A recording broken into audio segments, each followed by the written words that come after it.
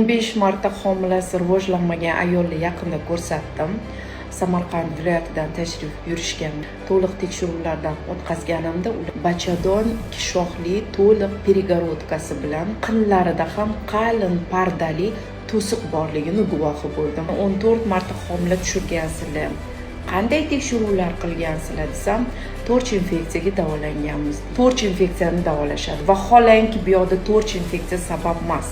Bola rivojlanmasligining sababi bularda mana 2 shoxli bachadon. Bachadon o'rtasida qalin devorning bo'lishi.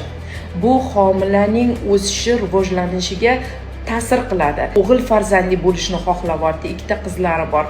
Operatsiyadan keyin qo'shaloq o'g'illarni Alloh hadya qilishi mumkin. Chunki bachadon ichidagi to'siqni to'liq olib tashlash, qindagi o'sha qalin devorni olib tashlash operatsiyalarini Nilufar Rahimovna boshchiligidagi xirurglar ularni to'liq tekshiruvdan o'tkazib, operatsiyalarni muvaffaqiyatli bajarishdi. Inshaalloh bu yog'iga bu ayol ketma-ket sog'lom farzandlar tug'iladi. Chunki farzand o'sib rivojlanishi uchun bachadon ichida sharoit bor.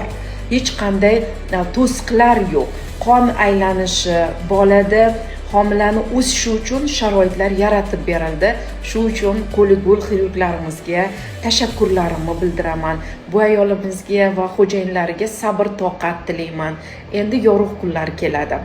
Endi homila rivojlanmasligi emas, endi sog'lom o'g'il farzandlar tug'iladi.